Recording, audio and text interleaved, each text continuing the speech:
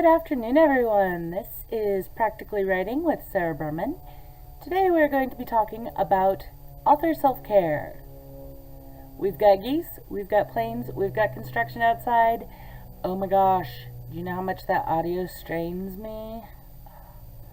Don't forget to wait until the end of the video to check out what I've got coming up next. There is a lot going on, so there's a lot coming up. And while you're watching the video, don't forget to drop a comment down below and tell me how is your writing coming or your reading. Both are important. Let's get started. A little background on why I think authors need to focus more on self-care. Authors tend to work under deadlines. These deadlines can be imposed on them by other people, whether they're trying to get something done for a inclusion in another work like an anthology, or whether they are writing for a magazine or a website or anything else. Somebody else can be imposing deadlines on them. The other thing is a lot of authors set deadlines for themselves. This is what happens when an author sets up a release schedule that includes a lot of stuff that may not actually even be written yet. Hashtag 13 and 24 challenge. There's a lot of pressure that goes in under deadlines, particularly when you're talking about creative works. There's a lot of pressure to be inspired when you're doing creative work, whether it's, crafting or writing or painting or sculpting or whatever. There's a lot of pressure to be inspired, to maximize that creativity, because after all, that's what people are looking for, that creative thing that comes from that particular artist, author, etc. But at the same time, you can't just sit around and wait for creativity to hit you over the head with a hammer. You actually have to do the work. And finding that balance can be a lot of pressure. Is this really the best I can do? Because, I was writing instead of just letting the ideas come. Maybe if I wait a little bit, a better idea will come along. Things like that. That is the constant battle of an author. And it's very hard for authors and other creatives to let that go. So authors work under deadlines. They work with creativity, which is so ephemeral. And then on top of all of that, we're literally told that we will only get paid if we're good. And that's kind of a myth. I mean, there are a lot of people who've made money writing who really aren't that great. The thing is, you can find examples of this all over the place. I don't need to list them. But, those haphazard stories that tend to take off for reasons that most people really just don't understand. Plus, you have the fact that whether or not something is good in the creative arts is completely subjective. It is completely dependent on the observer. What somebody likes, somebody else will not. And just because you're good at it doesn't necessarily mean the money will follow. That's unfortunately a huge myth of meritocracy that, quite frankly, is not supported by how our economy, our society, and our views on artistic creations are set up. It's not that it can't happen, it's that it's not guaranteed to happen. You can be good at writing and never become famous or popular or even really make all that much money. Sad but true. So that's a lot of stress to work under.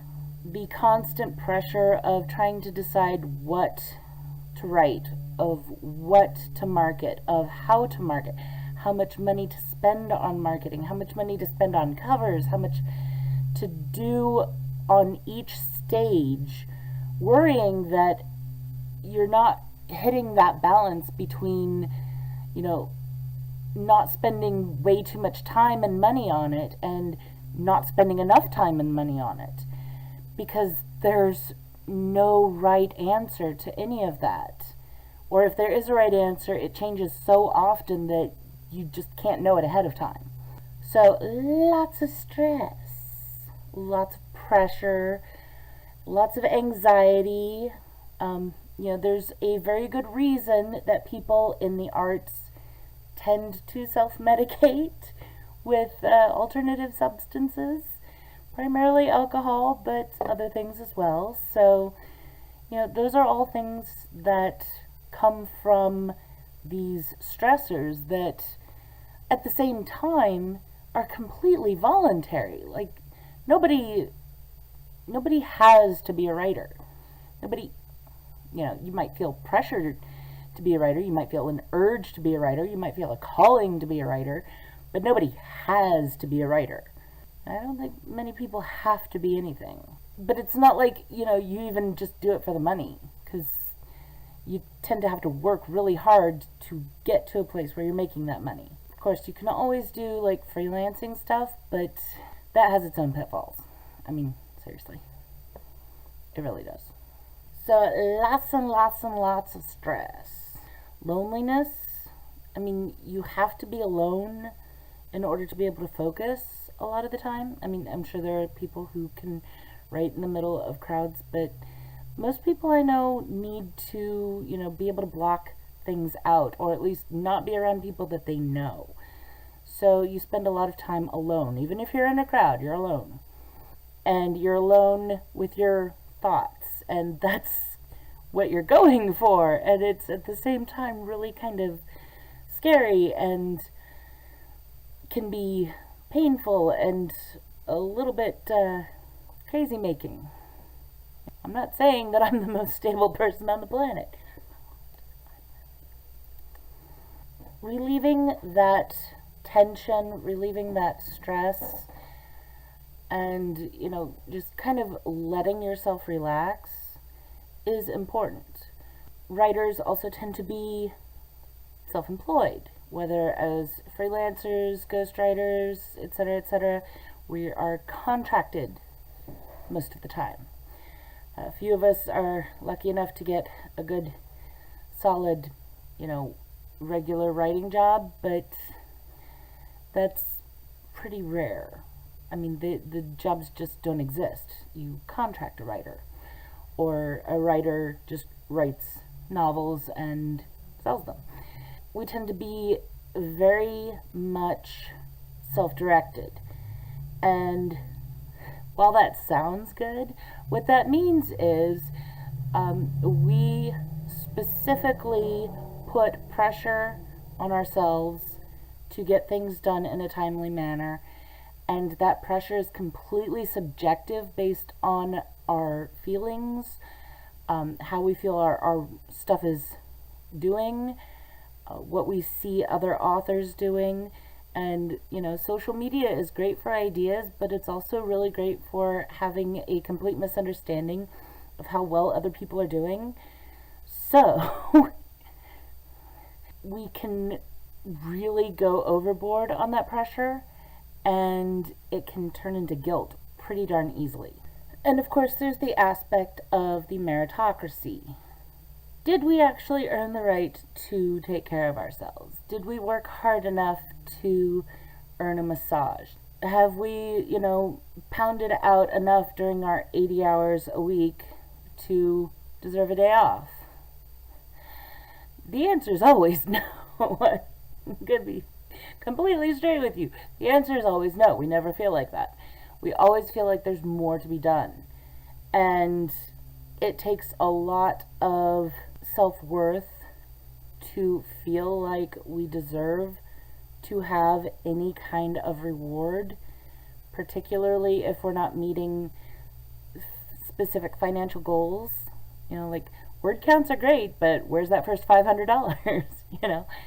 I don't know. It got lost in the mail, I guess. We tend to put that off. We haven't earned it yet. We haven't deserved it yet. We still have things to do before we can get that. And that is quite the problem, because during that whole time, we're kind of slowly breaking down. What I'm trying to say is that people who work in the arts tend to push themselves far past the point where they do need a break, and we need to accept within ourselves that we deserve some time off, that we deserve some downtime, that we deserve the walk in the park, that we deserve the, latte, whatever it is that your little pleasure is. We deserve it. We deserve to have those little things that keep us going, keep us healthy, and keep us sane. That being said, it's really hard for us to justify, if we're not bringing in a lot of money, justify the expenses of self-care. So I'm going to give some ideas of things that may be a little less expensive that people can do to make sure that they are not breaking their creative brain, not harming their physical body, and not destroying their social lives in order to chase this lovely, beautiful, crazy, artistic dream. One of the things that I think is very important is doing little things that make your life easier, particularly during the times when you have to work but aren't necessarily at your prime.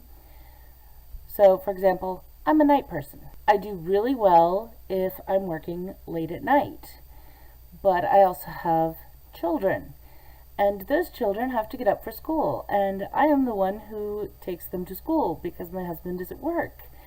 So in order to make our family function, I have to get up at 6 o'clock in the morning, take the kids to school, and all of that takes until about 9 o'clock in the morning. So I don't actually get to sit down and work until just before 9 o'clock. Or I can go back to bed. Of course, if I go back to bed, then I'm going to sleep most of the day because I'm probably tired. And then by the time I get up, it'll be almost time to get the kids from school. And by that time, I have to do all of the things for them, getting them organized, keeping them on task, making sure that supper gets ready, etc., etc. And by the time all of that happens, if I'm lucky, it'll be 9 o'clock in the evening. That's 15 hours from my start time. And I can either go to bed and be rested so that I can get up and not have to take a nap the next day, or stay up really late, be groggy the next morning, and repeat that vicious cycle all over again for a couple hours of work. So instead, what I do is I spend the evenings with my husband, nice and relaxing. I let him pamper me. I get to bed early-ish. And then when I get up in the morning, I'm not too tired. I get the kids to school, and then I go get myself breakfast. It's an expense. It's a few dollars a day. I get the kinds of things that leave me satisfied and energized and make it worth it for me to stay awake and work.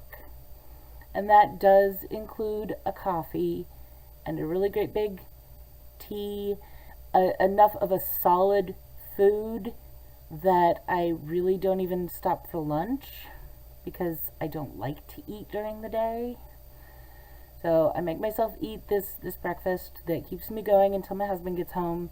The thing is, that keeps me going. Once I am back from dropping the kids off, I can sit my behind in the chair and I am good to do my work, whatever it is, until either, my husband gets home, or, if I have to do something in the middle of the day until that time comes around. I don't have to stop myself to go do other stuff. I'm just going. I'm working, I'm able to get in the zone, I'm able to get my stuff done, etc. Little thing, a couple bucks a day, that essentially slingshots me into a highly productive day. that's the kind of thing that people need to accept as a self-care kind of indulgence. And it doesn't have to be breakfast. Figure out what works for you. Maybe you just need that super sweet espresso drink. Maybe you need a smoothie. Maybe you prefer a Mountain Dew. Or, whatever. Whatever it is that you need to work with your schedule in a productive manner, don't be afraid to spend a few bucks. Budget it in. We have a budget that is so tight that it is like last year's school jeans on my kids. But this is something that is important to me. It is something that is important to my work. And so we budgeted it in. Some other things that you might consider: exercise tends to work for a lot of people. If you kind of, figure it out, maybe you have 5 hours of spare time, but it takes you like 3 hours to get in the zone, and you feel really energetic after you go for a walk. So take a half-hour walk. Spend that half hour thinking about your work.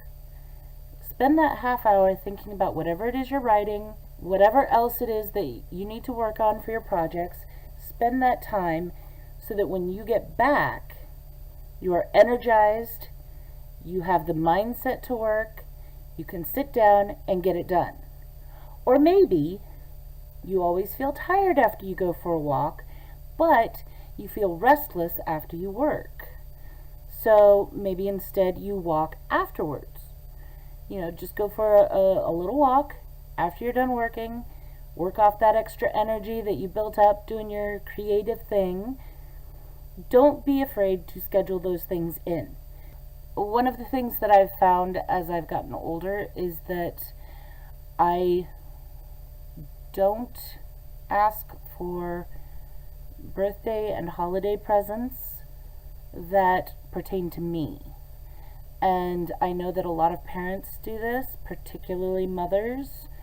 So if that kind of matches your description, or female head of household, whatever, pay attention.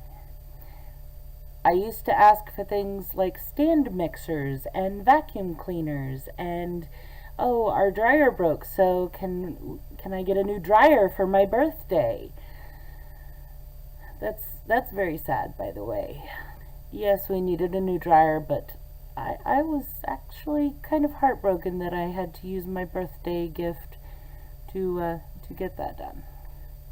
Consider the idea that instead of requesting useful items, you can break that up, because I'm not gonna lie, still need to sometimes use the birthday and Christmas bonus gifts, the bonus of the gifts, to supplement our household resources. I'm not gonna lie about that. It's a requirement sometimes. But I can also ask for a massage. I can ask for a gift card so that my husband and I can go out for dinner sometime, or gift cards to the movie theater.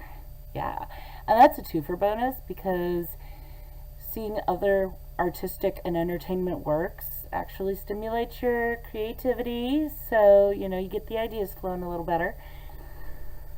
So don't be afraid to ask for those things that you enjoy in addition to the things that you feel like you need.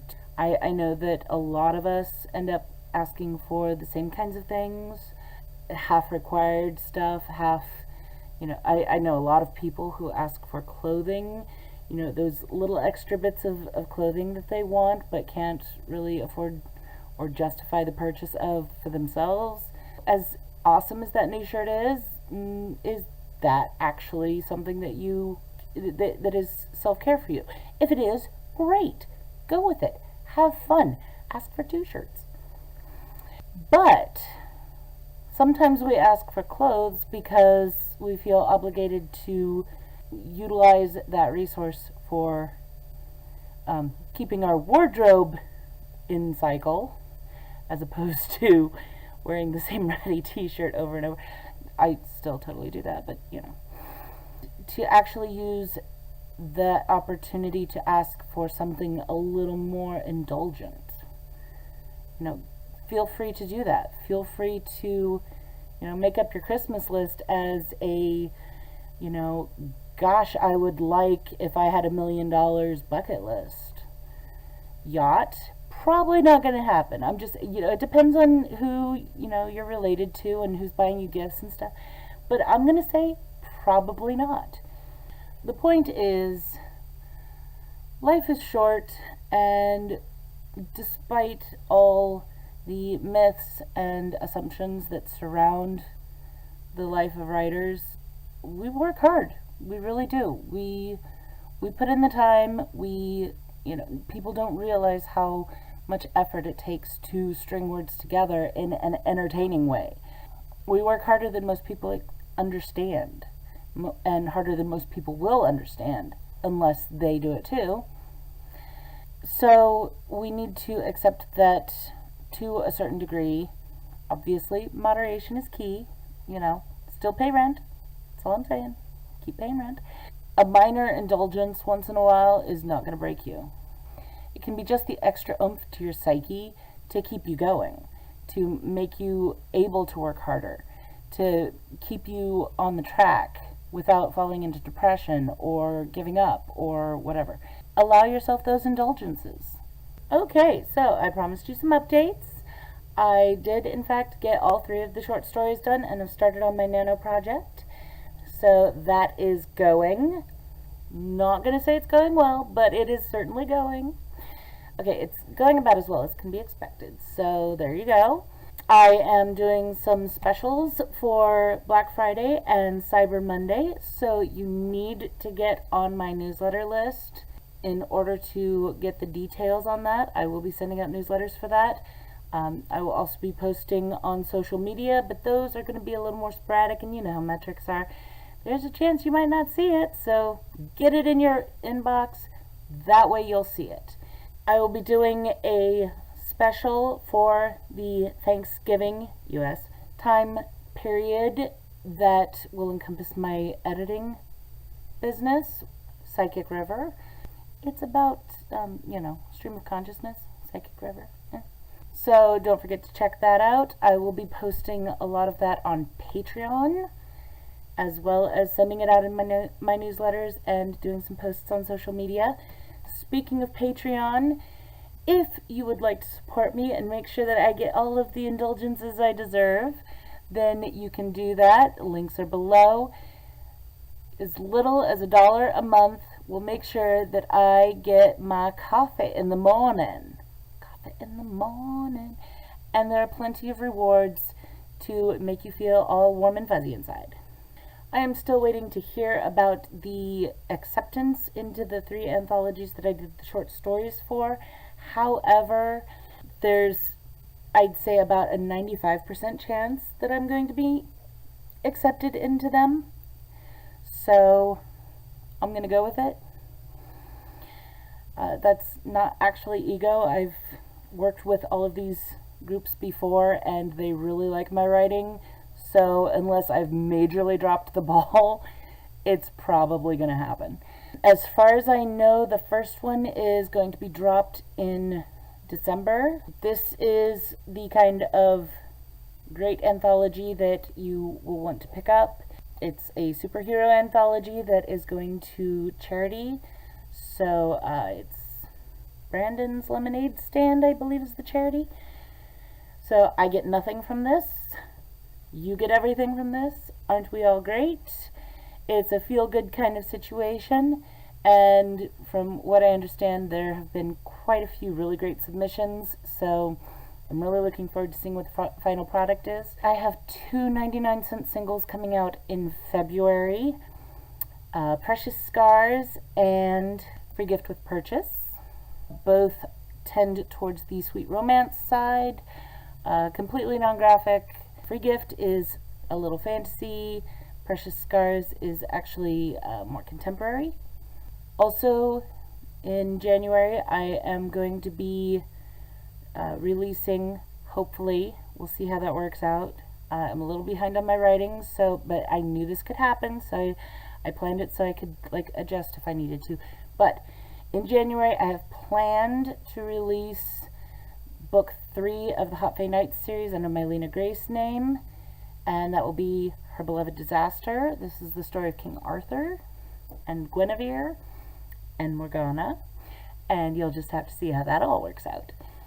And of course, at the end of February, book 3 of the Runespells series, The Chains That Bind, will be released through my publisher, Black Rose Writing. And I cannot wait to see what they have going on there. I'm expecting the cover art and pre-order links within the next month-ish. They tend to do it about 2 months ahead of time, so. As for the rest, I have Threadreader coming up. I have a whole bunch of other things coming up, and I will be keeping you guys updated as I get those written. The 13 and 24 challenge is still going. Hashtag. So don't forget to check out my website and look for the forums where you can join in on that particular fun, or just, point and laugh at those of us who are doing it. As for my nano, I'm about 3,000 words into book 4 of the Runespells series, and I've already drawn my main character for the second time in the series. I should stop doing that. I'm going to be dropping a few tidbits and hints and works in progress, teasers, things like that. Check me out on social media. Again, all of the links are below. I hope you liked this video. Make sure that you ring the bell, click the subscribe button to subscribe to my channel and have easy access to all of my videos. Check out my links below for where you can get the Runespells series. That's Too Wyrd and Fluffy Bunny, with The Chains That Bind coming out in February, as well as the Lena Grace line, as well as all of the really great anthologies, and of course my 99-cent shorts, so you can get a little nibble of what I write. Make sure you check out my Patreon page. Make sure you check out my Instagram, Facebook, Twitter. Follow me everywhere, and we'll see you guys later. Where was I? Where were we? We don't know where we are. First, buy a lottery ticket and win $1 million. No. I'm going slightly mad. That's a big word. Ephemeral.